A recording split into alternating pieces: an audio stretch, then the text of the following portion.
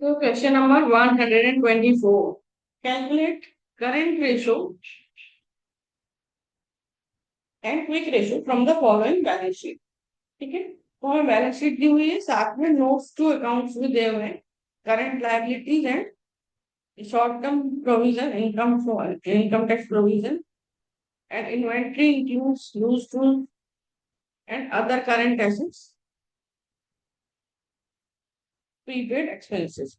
तो हमें देखो क्या निकालना है, करंट रेशियो।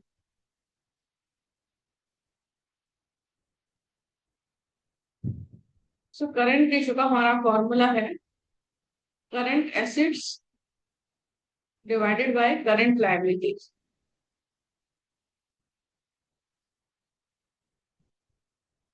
ठीक है, तो अब देखो करंट एसेट्स हम देख लेते हैं क्या है हमारे पास।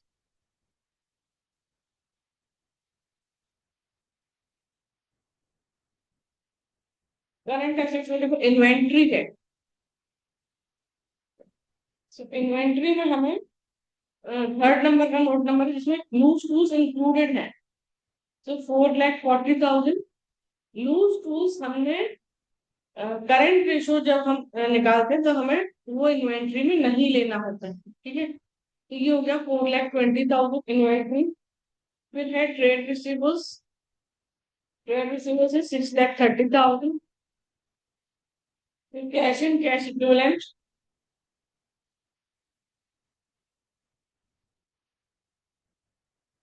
90,000।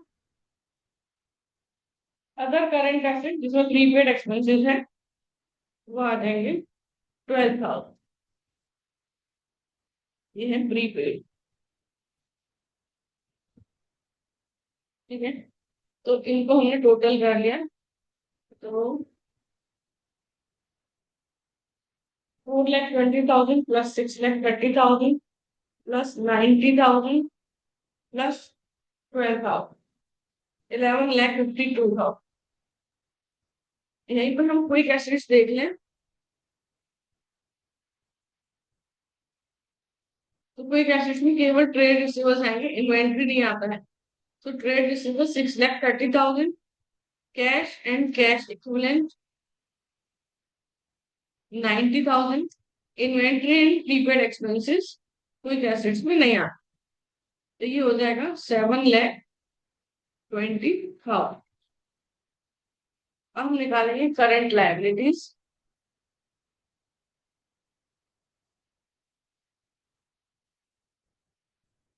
करंट लायबिलिटीज में हमारे पास ट्रेड पेपर्स है, अदर करंट लायबिलिटीज है जिसमें ऑप्शन है इसमें शॉर्ट टर्म प्रोविजन है, तो वो है 50,000। तो ये तीनों मिला के हुए trade payables 4,10,000, other current liabilities 20,000 और short term provision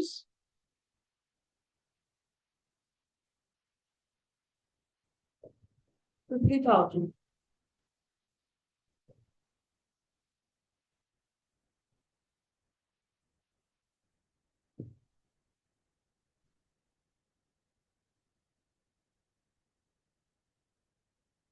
4,80,000।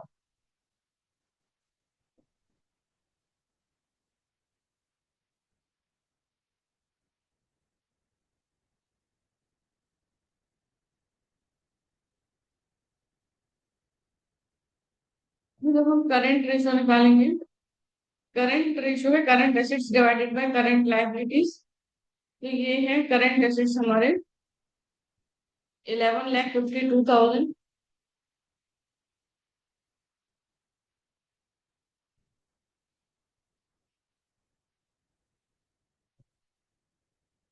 Divided by current liabilities 4,80,000,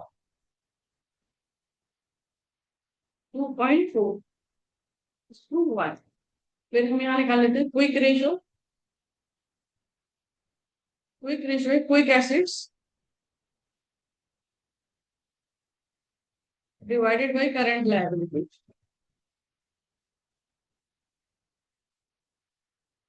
So quick assets है 7,20,000 divided by 4,80,000.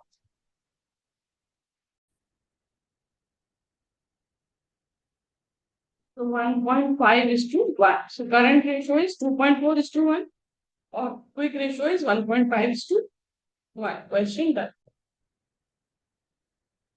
See question number 126.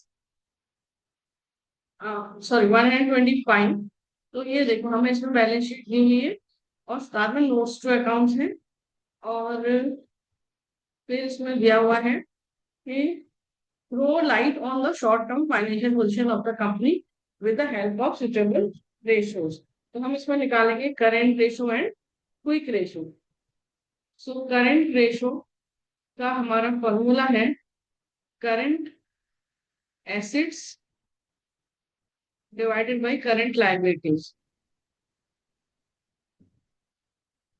ऐसे ही क्विक रेशो का हमारा फॉर्मूला है क्विक एसेट्स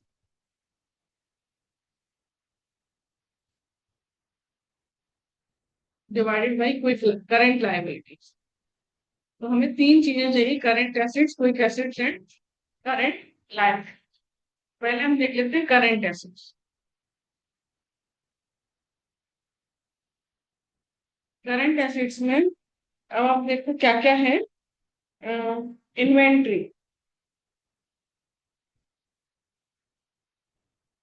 7,60,000. फिर है ट्रेड रिसेबल्स. ट्रेड रिसेबल्स का नोट नंबर 4 है. इसमें ट्रेड रिसेबल्स एंड प्रोविजन दोनों दिया है तो हम इसमें प्रोविजन नहीं कंसिडर करेंगे. सिर्फ ट्रेड ग्रॉस वाला अमाउंट लेंगे 8,50,000. इसके बाद है कैश एंड कैश इक्विवेलेंट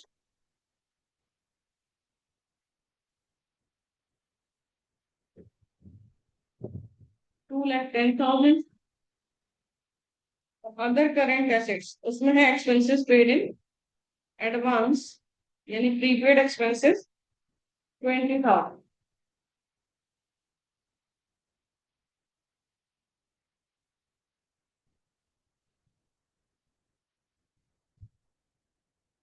तो 7,60,000 प्लस 8,50,000 प्लस 2,10,000 प्लस 20,000 तो 18,40,000. इधर हम निकाल लेते हैं क्विक एसिड्स. देखो इन्वेंट्री तो आती नहीं उसमें. इसमें आएंगे trade receivable 8,50,000 and cash equivalent 2,10,000. उसमें प्रीपेड एक्सपेंसेस भी नहीं आते हैं तो 10,60,000. अब हम यहाँ निकालेंगे करेंट लायबिलिटी. करंट लायबिलिटी में क्या है शॉर्ट टर्म बोरोइंग. इसका जो है नंबर 1 तो वो तो है बैंक ओवरड्राफ्ट. तो ये तो आ जाएगा शॉर्ट टर्म बोरोइंग 60,000. उसके बाद है trade payable 3,20,000. Other current liabilities note number 2 जिसमें है 11% debentures due for redemption on 31 March 2026. Yes तो ये भी करंट लायबिलिटीज का पार्ट है. तो other current liabilities 1,50,000. Short term provisions तो ये भी 70,000.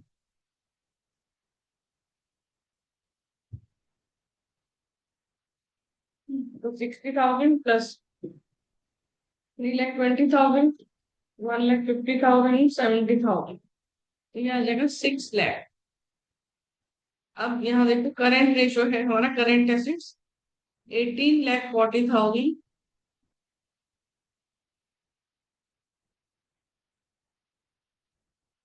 Divided by 6 lakh.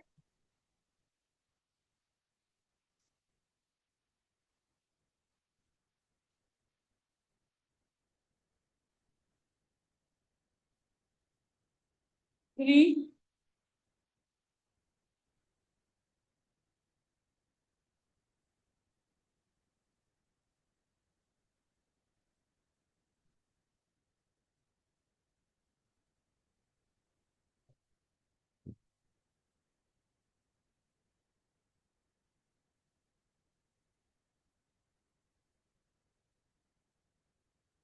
ये जो इसमें हमने ट्रेड रिसीवेबल्स ग्रॉस लिया है, इसको हम नेट ले लेते हैं 8,10,000।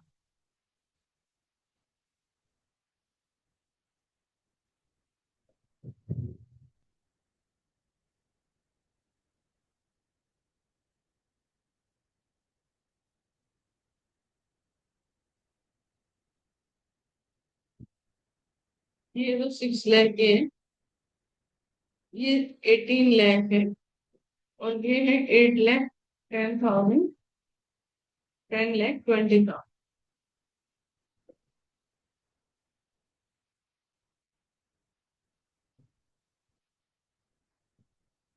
18 लाख डिवाइडेड बाई 6 लाख, ये आ रहा है 3:1। इसका आइडियल रेशियो होता है 2:1, उससे ज्यादा है तो इसका मतलब short term financial position of the company is sound. ऐसे इसमें हम देखेंगे क्विक एसेट्स है हमारे पास 10,20,000 डिवाइडेड बाई 6 लाख,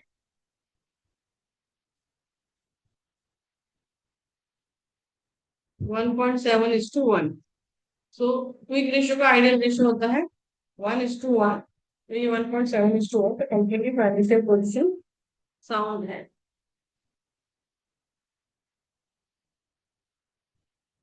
तो companies financial position, short term financial position is sound.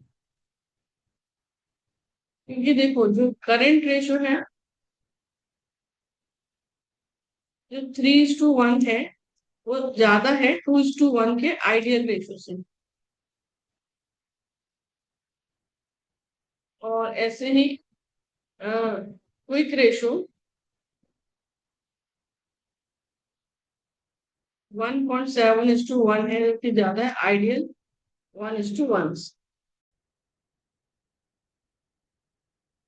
To comment upon the short-term financial position of the company on the basis of the following। तो हमें इसमें भी शॉर्ट टर्म फाइनेंशियल पोजीशन निकालना है, तो current ratio और current quick ratio चाहिए। तो हम सबसे पहले करंट एसेट्स निकाल लेते हैं।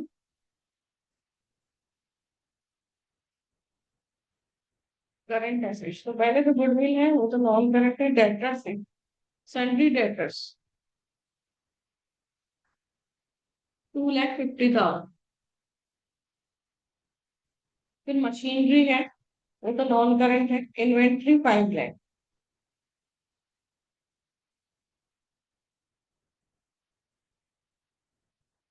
फिर बेस पेबल, ये करंट लाइबिलिटीज में आ जाएगा।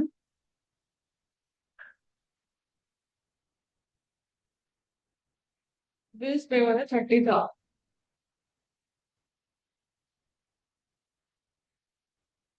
फिर sundry debtors 4,20,000।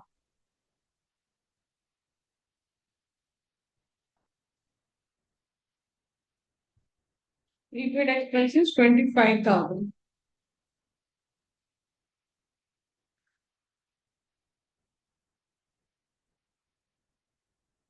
Cash 40,000।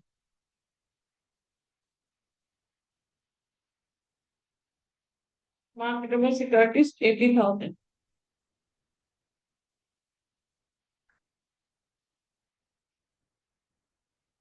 Bills receivable 30,000।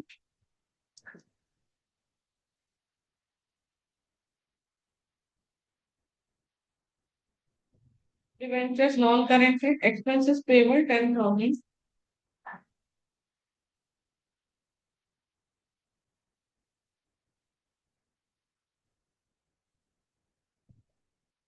Live stock ये नॉन करेंट है, पेटेंट्स नॉन करेंट है, प्रोविजन फॉर टैक्सेशन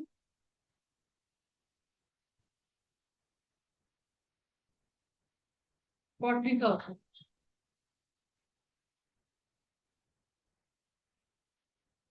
इनका टोटल कर लेंगे। अब हम क्विक एसेट निकाल लेते हैं। क्विक एसेट्स के लिए यदि हमने करंट एसेट्स में से 9,25,000, इसमें से हमने इन्वेंट्री माइनस कर दें 5 लाख, और प्रीपेड एक्सपेंसेस भी माइनस कर दो 25,000, तो ये आ जाएगा 4 लाख का क्विक एसेट्स। अब हम यहाँ निकाल लेते हैं current ratio. So current assets divided by current liabilities.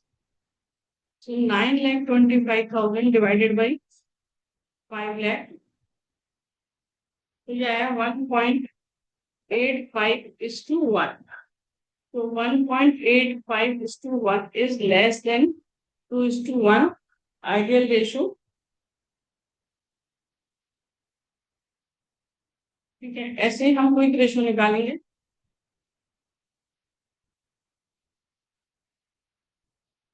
Quick assets divided by current liabilities. तो क्विक एसेट्स हमारी 4 लाख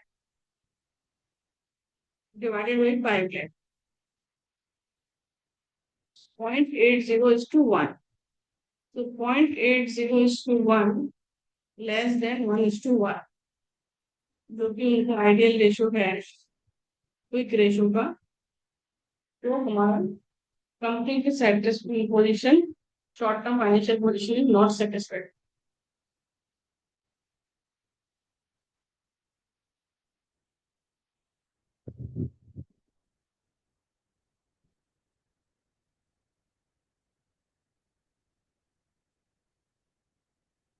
क्योंकि दोनों में आइडियल रेशियो से कम है।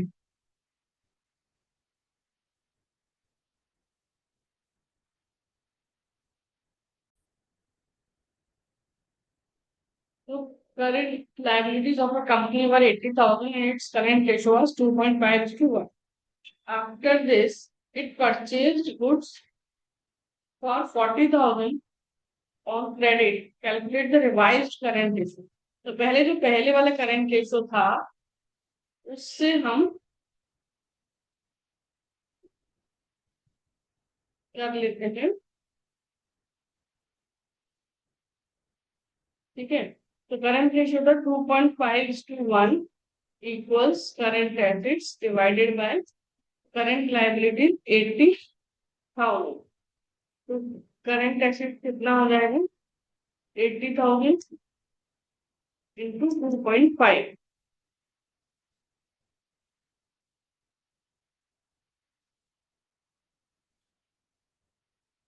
2 लाख।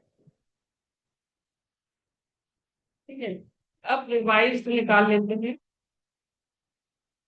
Revise current ratio. तो करंट एसेट से हमारे पास 2 लाख। यदि हमने गुड्स परचेज किया तो हमारी इन्वेंट्री इंक्रीज हो जाएगी 40,000 से। करंट लायबिलिटी हमारे पास 80,000। और यदि हमने गुड्स को बाई किया है लेकिन क्रेडिट पे किया है तो हमारी लायबिलिटी भी इंक्रीज हो जाएगी। सो 2,40,000 डिवाइडेड बाई 1,20,000। तो हमारा रिवाइज करंट रेशियो हो जाएगा 2:1। Question number 128। सी करंट एसेट्स दिया है, करंट रेशियो दिया है। Afterwards it made a payment creditors 40,000। Calculate the revised current ratio. पहले हम पहले वाला करंट रेशियो निकाल लेते हैं। Current ratio equals current assets divided by current liability. तो पहले देखो आपका था 1.8 इक्वल्स करंट एसेट्स यानी 3,60,000 डिवाइडेड बाय करंट लायबिलिटीज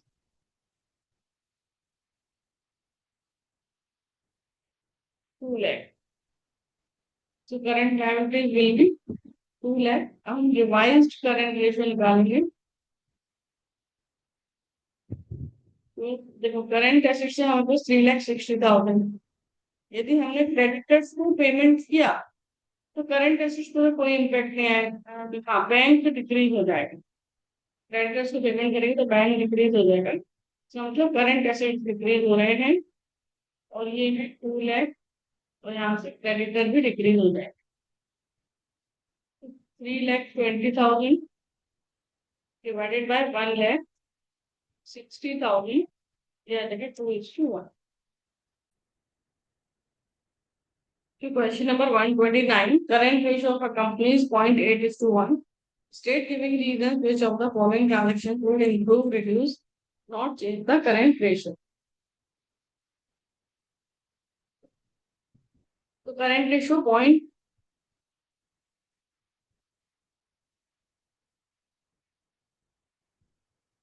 0.8:1 है, तो यदि हमने करंट लाइबिलिटीज को 1 लाख अज्यूम किया तो करंट एसेट्स हो जाएंगे 80,000। ठीक है, अब ए पॉइंट देख लेते हैं कि हमने आउटसाइड लाइबिलिटीज का आउटस्टैंडिंग लाइबिलिटीज का पेमेंट किया, तो फिर करंट रेशो क्या होगा, जो हमारा 80,000 का एसेट्स है और जो पेमेंट किया है कि हमने उससे a point payment of outstanding liability, और ये हमने एज्यूम किया 10,000 का। तो 80,000 माइनस 10,000, क्योंकि पेमेंट करने से बैंक डिक्रीज हो जाएगा, मतलब करंट एसेट्स डिक्रीज हो रहे हैं, और 1 लाख का जो लाइबिलिटी है वो भी डिक्रीज हो जाएगा क्योंकि हमने उनका पेमेंट कर दिया।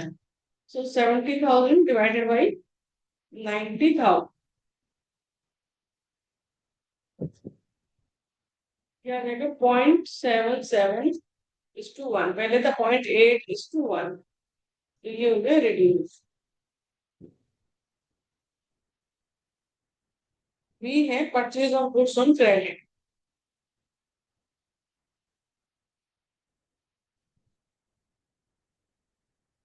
इसका भी अमाउंट नहीं दिया है, इसका अमाउंट हमने 20,000 अज्यूम किया है। तो करंट रेशियो देखो 80,000 डिवाइडेड बाई 1 लाख, ये तो पहले से है। अब आपने 20,000 गुड्स बाई किया, तो इन्वेंट्री इंक्रीज हो रहा है 20,000 से।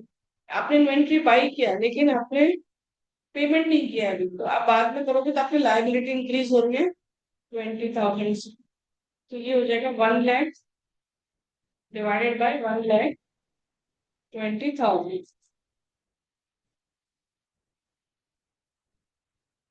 0.83:1। तो पहले 0.80 था, 0.83 है, तो ये हो रहा है include.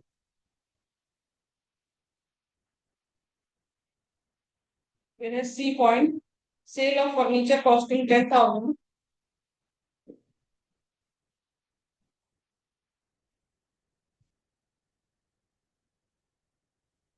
costing 10,000 at a loss of rupees 2,000। तो करंट रेशो है हमारा 80,000 डिवाइडेड बाई 1 लाख। अब हमने फर्नीचर सेल किया है तो एक तरफ से तो फर्नीचर डिक्रीज होगा, ठीक है, लेकिन अब तो सेल हुआ तो बैंक में पैसा आएगा, तो बैंक इंक्रीज हो रहा है कितने से 8,000 से। 10,000 की चीज आपने 2,000 लॉस पर सेल किया, मतलब 8,000। 8,000 आपका आया, तो 88,000 डिवाइडेड बाई 1 लाख, तो 0.8801, तो ये भी हो रहा है इम्प्रूव। फिर है D, sale of goods costing 15,000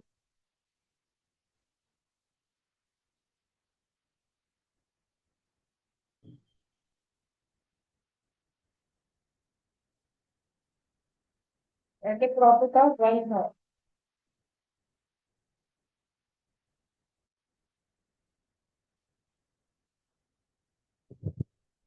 current ratio 80,000 divided by 1 lakh. अब आपका 15,000 कॉस्टिंग का गुड्स सेल हो रहा है, तो गुड्स तो इन्वेंट्री आपकी डिक्रीज हो रही है 15,000 से, लेकिन आपने एट 1,000 प्रॉफिट पे सेल कर रहे हैं 16,000, तो आपका बैंक इंक्रीज हो जाएगा 16,000 से और डिक्रीज होगा 15,000 से स्टॉक।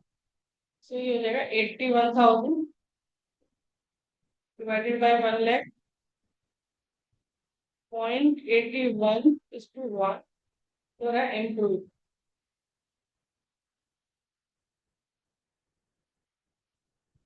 ई पॉइंट है payment of dividend payable.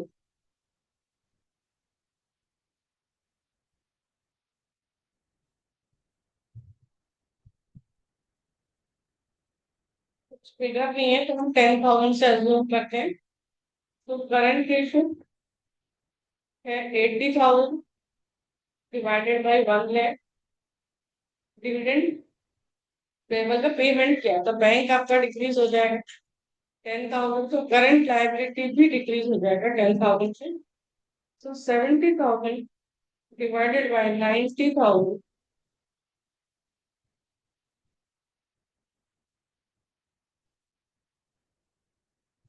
0.77 is to 1, ये हो गया रिड्यूस। Question done.